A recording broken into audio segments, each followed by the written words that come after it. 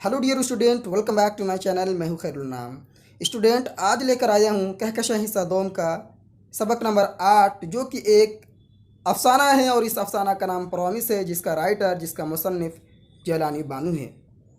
और आज की क्लास में हम लोग थ्योरी, इसी तरह सब्जेक्टिव टाइप का क्वेश्चन आंसर भी देखेंगे, इसलिए बहुत ही ध्यान से सुनिएगा। तो चलिए शुरू करते हैं आज का क्लास। सबक का नाम प्रॉमिस, इसी तरह राइटर का नाम जेलानी बानू। तो सबसे पहले हम लोग हालत ज़िंदगी देखेंगे जेलानी बानू की। असल नाम जेलानी बानू, पैदाइश 14 जुलाई 1938 ईस्वी बुदायूं यूपी में हुई। वालिद का नाम अल्लामा हैरत बुदायूनी, वालिद का नाम अल्लामा हैरत बुदायूनी।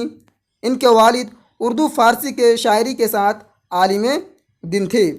जेलानी बानू एम.ए तक तालीम हासिल की। जेलानी बानू कहाँ तक तालीम हासिल की? एम.ए तक तालीम हासिल की।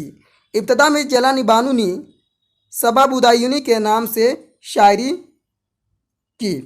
इन्हें मौसीकी और मुसव्वरी का भी शौक़ था, यानी कि गाना गाने, इसी तरह तस्वीर बनाने का भी काफ़ी ज़्यादा शौक़ था। जेलानी बानू अफसाना निगार और नावल निगार के तौर पर मशहूर हुए। किस तौर पर मशहूर हुए? नावल निगार और इसी तरह अफसाना निगार के तौर पर मशहूर हुई। 1959 ईस्वी में इनकी शादी मशहूर अदीब डॉक्टर अनवर मुअज़्ज़म से हुई। किससे हुई? डॉक्टर अनवर मुअज़्ज़म से। कब हुई? 1959 ईस्वी में। अगला है कि दर्जा झेल जेलानी बानू के अफसानवी मजमूए हैं। कौन कौन से? रोशनी के मीनार, नरवान, पराया घर, रात के मुसाफिर, रोज़ का किस्सा, एक कौन हंसा, तरियाक, नई औरत, सच के सिवा, बात फूलों की। ये सब जो है इनके अफसानवी मजमुआ है। इन सब को आप लोग अच्छी तरीके से याद कर लें। हो सकता है कि सब्जेक्टिव में 4-5 पूछ ले, इसी तरह ऑब्जेक्टिव में भी दिया जा सकता है, इसलिए अच्छे से पढ़ के जाइएगा। जेलानी बानू ने कुल 2 नावल लिखे। कितने नावल लिखे? 2 नावल लिखे। एवान गज़ल, इसी तरह बारिश संग। ठीक है, 2 लिखे, एवान गज़ल, इसी तरह बारिश संग। 2 है, दोनों को अच्छी तरीके से याद कर लीजिए। इन्हें मोदी अवार्ड, गालिब अवार्ड, कुल हिंदी कौमी Hali award, Naqvish award, Soviet Land Nehru award से सरफराज किया गया है। इन सब अवार्ड से इनको जो है नवाजा गया है। इनके अवार्ड भी याद कर लिए कि कौन कौन से हैं, क्योंकि ये सब ऑब्जेक्टिव में आपको पूछे जाते हैं। अहम निकात इस सबक का देखेंगे, जो कि सब्जेक्टिव में भी काम आएगा आपको और खुलासा में भी काम आएगा। कुछ अहम निकात इस सबक का। अफसाना प्रॉमिस जेलानी बानू का लिखा हुआ अफसाना है और इस अफसाना का मरकज़ी किरदार अम्मू नाम की एक औरत है, जिसके 4 लड़के हैं। कितने? जिसके 4 लड़के हैं। जमशीद, खुर्शीद, रशीद और सबसे छोटा हमीद है। सबसे छोटा कौन है? हमीद है। 4 लड़के का नाम अच्छे से याद कर लें।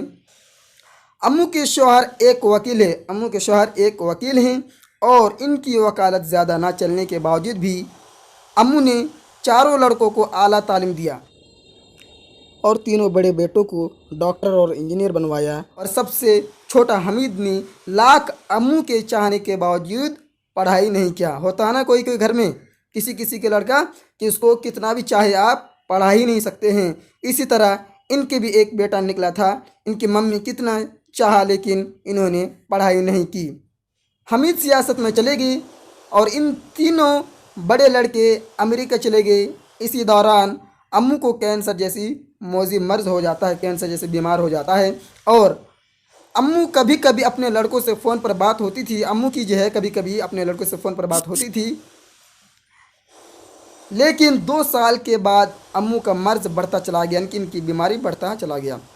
और अब अम्मू की अपने लड़कों से बातें नहीं होने लगी, तो 4 लड़कों ने ये अहद किया कि हमें माँ को कंधा देना है।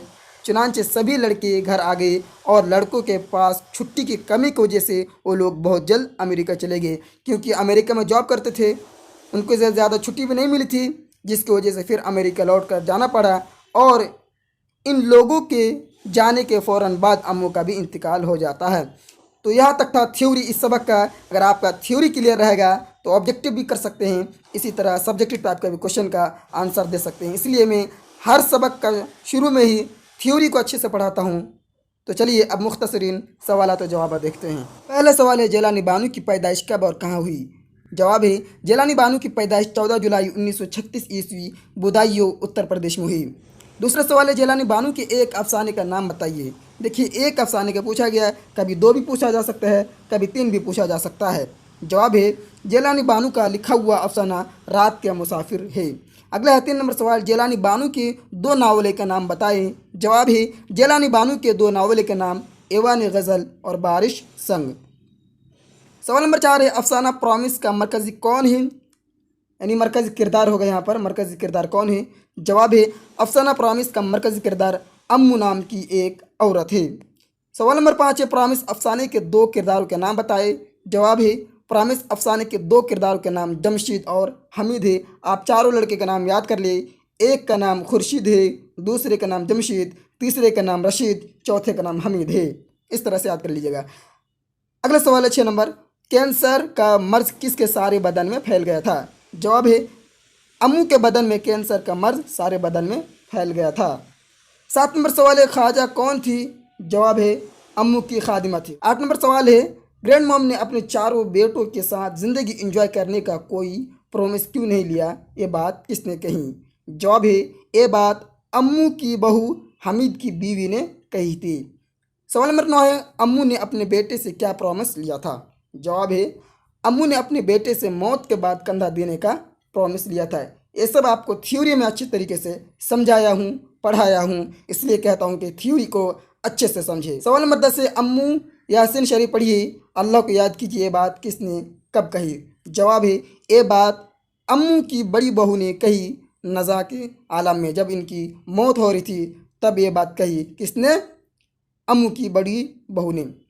अगला सवाल है जो कि मुख्तसर गुफ्तगू, ये सब आपको 3 नंबर या फिर 4 नंबर का भी पूछा जा सकता है। पहला नंबर सवाल है कि अम्मू के एक बेटे हामिद के बारे में बताइए।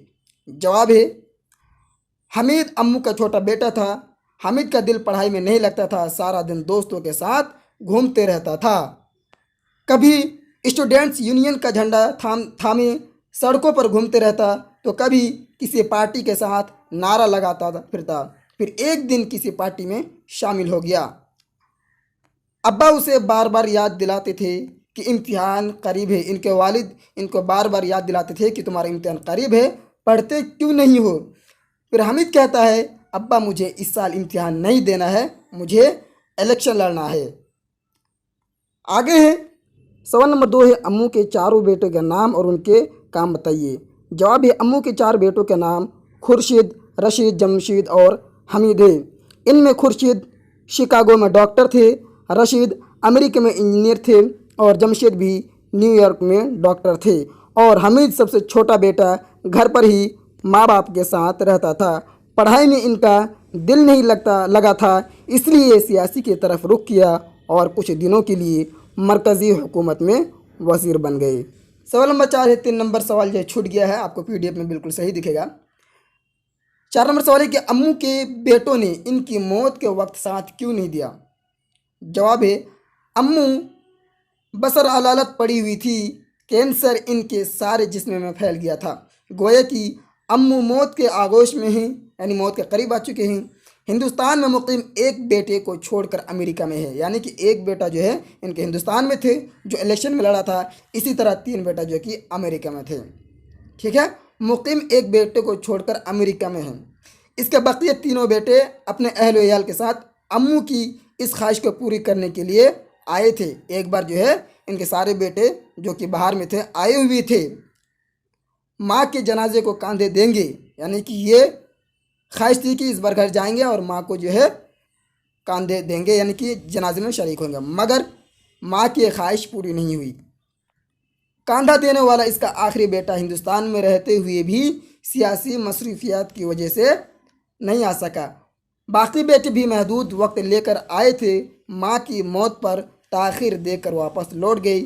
इस तरह माँ की मौत में किसी बेटे ने साथ नहीं दिया। तो साथियों, यहाँ तक क्लियर होता है आज का क्लास। मुझे उम्मीद है कि आप लोगों को काफ़ी पसंद आया। अगर पसंद आया तो इस वीडियो को अपने दोस्तों के साथ भी शेयर करें ताकि सभी को फ़ायदा मिले। अगर आप उर्दू सब्जेक्ट रखें तो हमारे चैनल को सब्सक्राइब करके बेल आइकन को प्रेस कर लें।